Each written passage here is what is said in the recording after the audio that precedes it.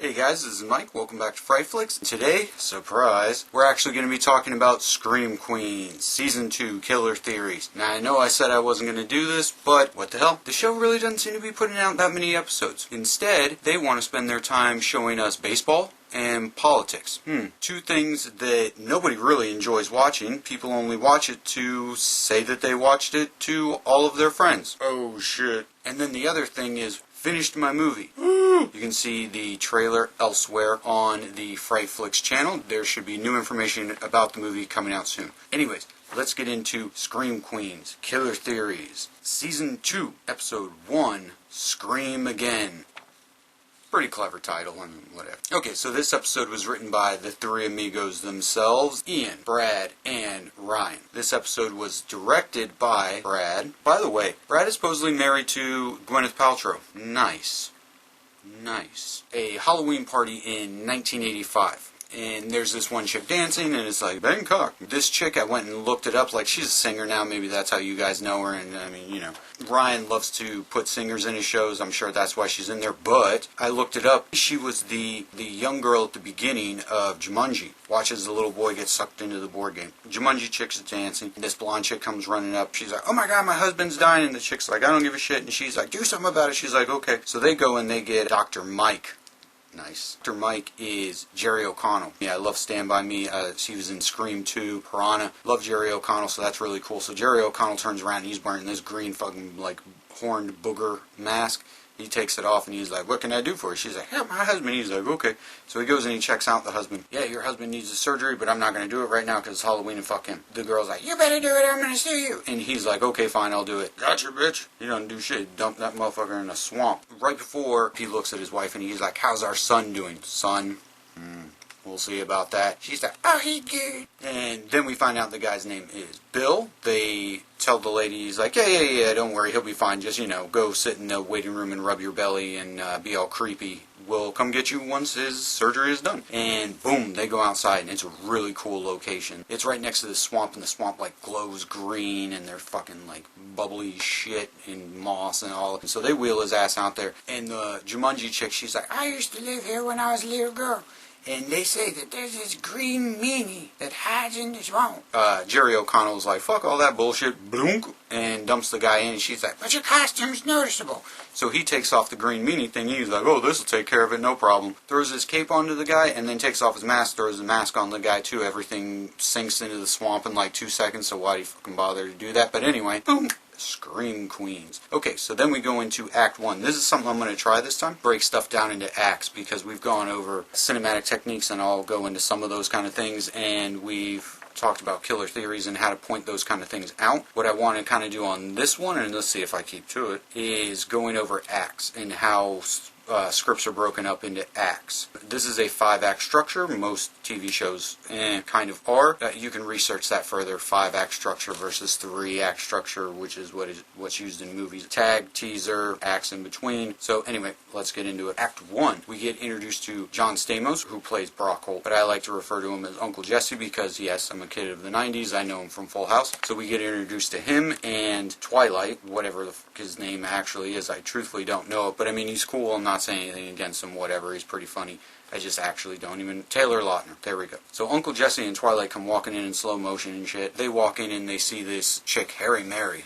Love Chamberlain. Anyway, they see Harry Mary and they're like, oh my god, we can't cure you. You look like a werewolf and you got hair all over and shit. I was almost arrested by a dog catcher once. It was a classic. Thank you, Scream Queens. Welcome back. And then all of a sudden, boom, Munsch. Jimmy Lee Curtis pops up and she's like, hey, I'm a doctor now and shit. Twilight's like, you're not a doctor. And she's like, fuck you, yes I am. They gave me the honorary doctorate that they stripped away from Bill Cosby. I'm like, damn.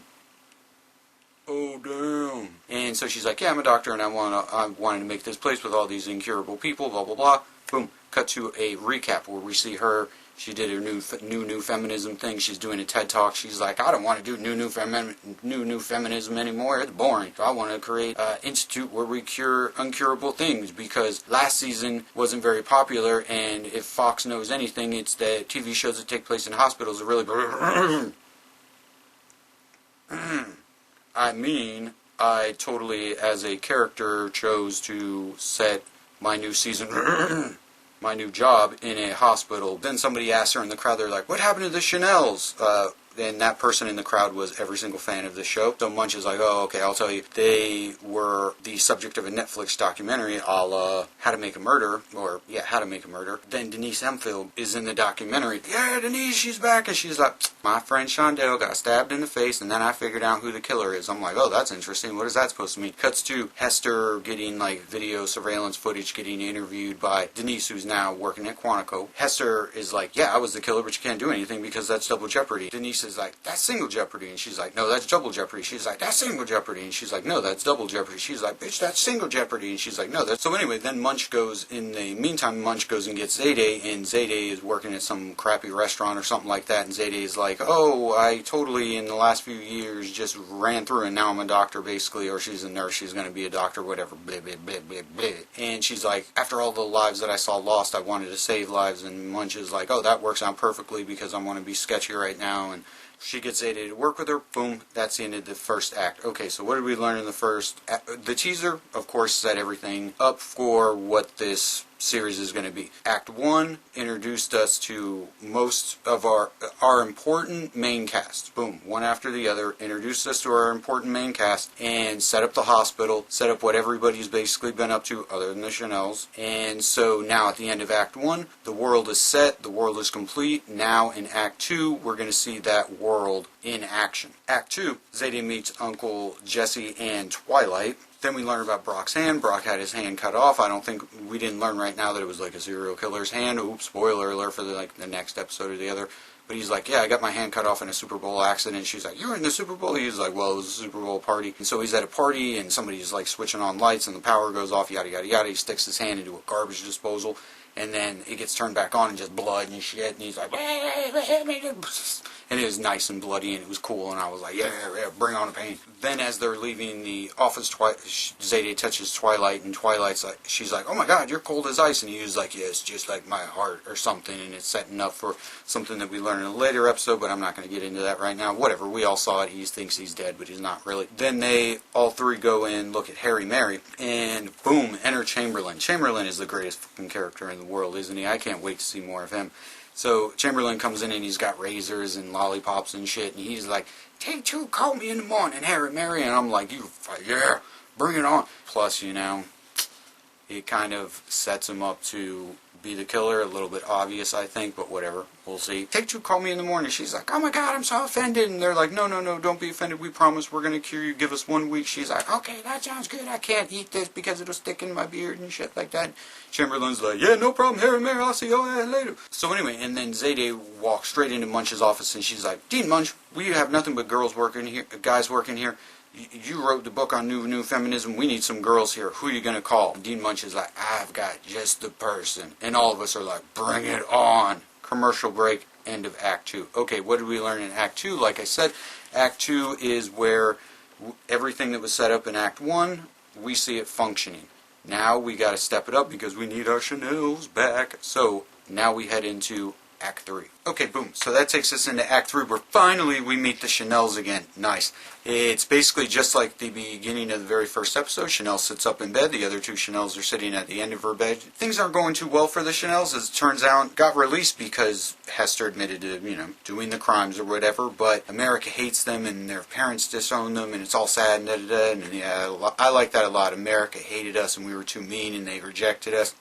Wink, wink, audience. They went and they graduated and they got degrees in communication, which they found out in the real world, degrees in communication don't really amount to much. Chanel number 5, who is always going to be the MVP of all these shows, I swear, she is working in a dentist's office and she's got like 5, 7 phones like hanging all off her, and there's like kids and she's yelling at them and she's like, shut up, I'm trying to use the phone, hello, dental service. Chanel number 3 is working at a sperm bank, which is pretty gross. Not to nitpick, but a little bit against character, because remember she didn't like guys in the last episode, or the last season?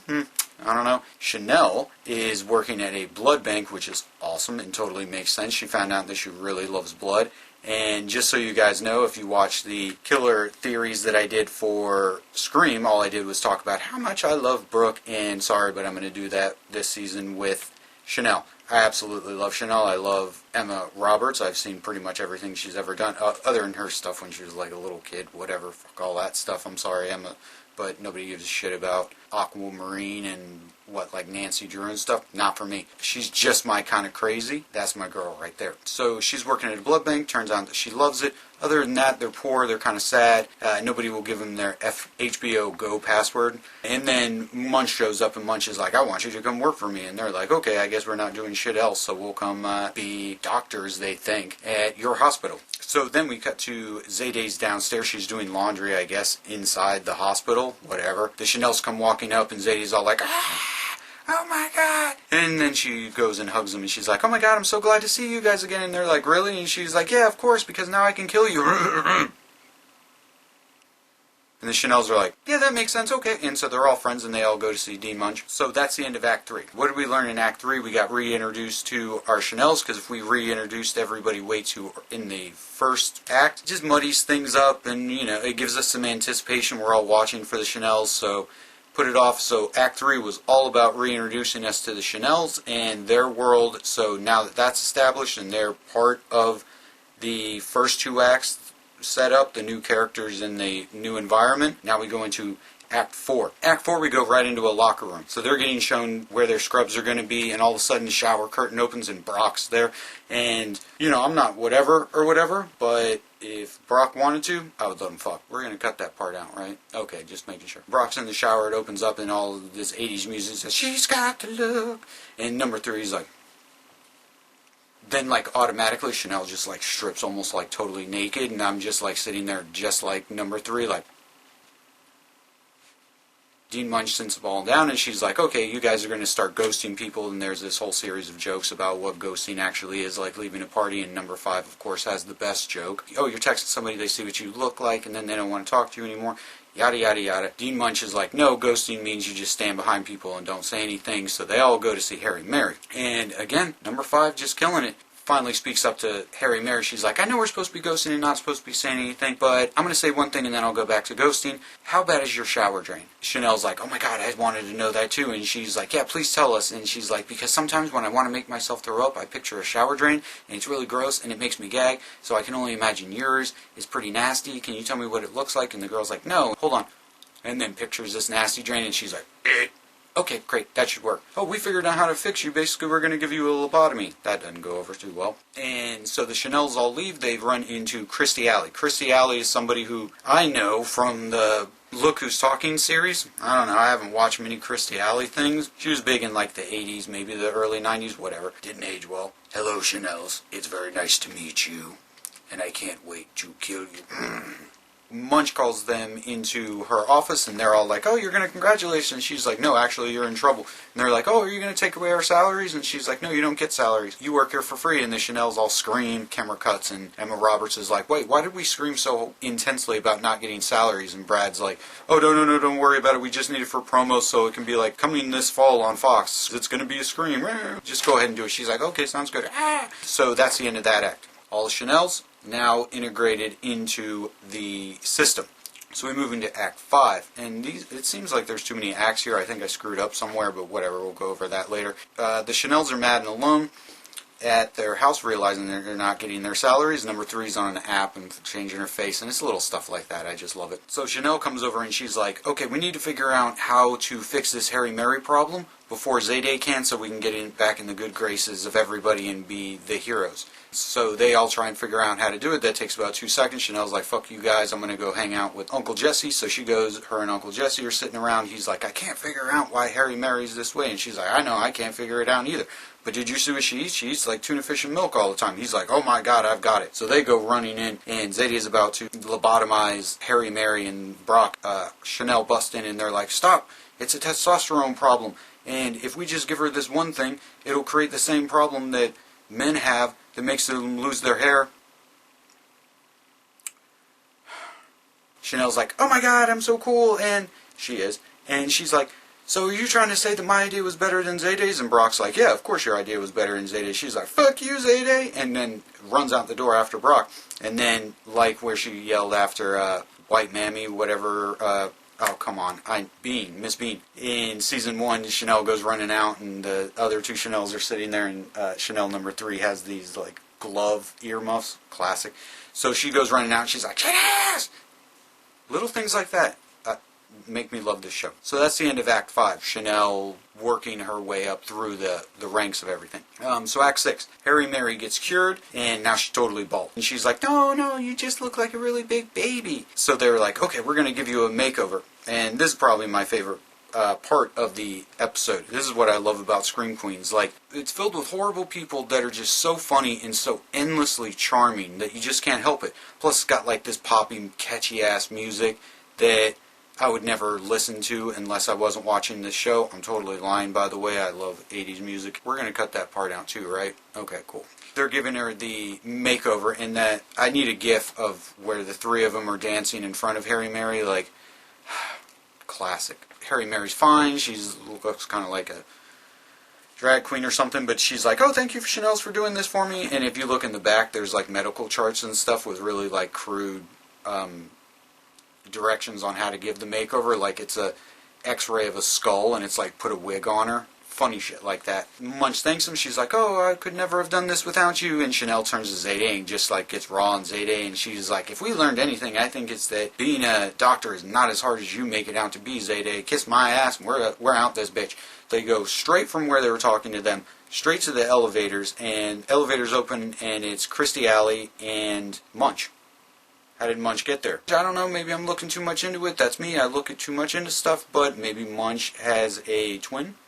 I don't know. Possibly. Have to keep track of that over multiple episodes, but she does seem to teleport, basically, here and there. So let's see. And then right outside of the elevators, number 3 is like, everyone says being a doctor is hard, but I really think it's super easy. Like, people make way too big of a deal about it. It's just like, I love number 3. That's great. So they open the elevator. They see the two of them. And I actually kind of like Kirstie Alley just because she's so mean in this. She's like, I got your number, you rich, dumb whore. I'm like, damn. Which isn't basically what they are, as much as I love them. I have nothing against rich, dumb whores. We're going to cut that part out too, right? Okay, just making sure. After they leave, Munsch turns to Kirstie Alley and she's like, don't worry. I have plans for them. And goes sketching off. And Kirstie Alley's then alone and she's like, don't worry. I have plans of my own. Sketchy, sketchy, sketchy, sketchy. Everybody's sketchy in this. Then they go into the locker room. Number 5 has to work the graveyard shift because it's called the Virgin shift. And Chanel number 3 has a date with Cassidy. Chanel has a date with Uncle Jesse. Twilight shift, so she goes with Harry Mary and they go downstairs into like the creepy ass basement. And they get in these old ass fucking tubs and lock themselves in. Chanel number 5. How am I messing this stuff up, you would think? So Chanel number 5 is like, oh, don't worry, we'll be fine locked in here. I told Chamberlain, boom, boom, boom. I told Chamberlain we were going to be down here, so we should be fine. So a little bit of time goes by, and all of a sudden the doors creak open. Boots. Green Meanie, like, drips this glowing green shit, and he's got these shing, shing, shing, like this medical machete that he's sharpening. And then the best fucking part, like the makeover, is what I love about Scream Queens, is the Green Meanie then goes over, for no fucking reason whatsoever, goes over to this old-ass record player, which is down there, which I guess is for the therapy, whatever, not important. So goes over and drops the needle and starts playing this 50s doo-wop like, be my little baby. And I love that kind of shit. Like, I absolutely love it. So then the Green Meanie starts just like fucking dancing with his machete and cool-ass costume, just dripping green shit and dancing to 50s music. I'm like, yes! Fucking yes, Scream Queens. This is the kind of shit that I love. This is why none of my friends will watch this show with me either. Because they don't fucking understand this shit. They're just like, cut off some heads. I'm like, I got you, brother. I got you. Because the Green Meanie then rips over in the curtain. Now everybody starts screaming, and Harry Mary's like, kill her, she's awful. And then the Green Meanie's like, gotcha, motherfucker. And cuts her head off, head lands, blood splatters. Chanel number 5 is screaming. Green Meanie raises the machete and just whoop, brings it down on her. Does he kill her? I don't know. We'll have to see next episode. Wah, wah, wah. I swear. That's one thing that this is doing so far, is that Chanel number 5 is basically dying at the end of every episode, so I guess this is going to be a running joke. Takes us to the end. That was all the tag, by the way. Once they were in the basement, that was the tag. That's the thing to cliffhanger, get you to come back for the next episode. So, there are teaser tag. Overall, I thought this was a great episode. There was little to no Hester, which was really good for me. I'm sorry if you like Hester. I don't mean to hate too much, but A little bit of Hester goes a long way with me, personally. I love Chamberlain. I think Chamberlain is a great addition. Can't wait to see more of him. I miss Grace. Don't miss her hats, but Grace I really think was starting to come into her own in, what was it, Thanksgiving? Or maybe it was Black Friday, where she started trying to poison Dean Munsch. I like Grace. I think she was just about to become something. The killer.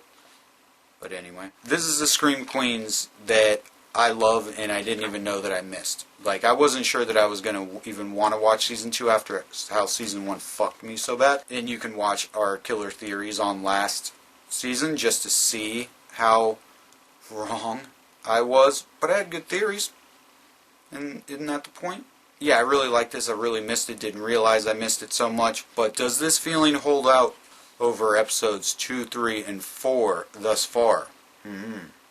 I guess we'll have to see. And so make sure to tune back in as I review those leading up to playing catch-up with these Scream Queens episodes. That said, let me go into my killer theories for these first 4 episodes. My killer theory is Zayday. Yes, I think it's Zayday. One, because of the parents in the beginning, it only makes sense. One of them was African American. I mean, it could very well be a red herring. Let's just say that it's not. He said, oh, it's the son. That's what I think is the red herring. Either she didn't know that it was actually a girl or she was just telling him that it was a girl. I think it's Zayday because, like in Scream, they want the killer to be somebody who was in the first season. We know there's going to be multiple green meanies, but whatever. We could do this forever then.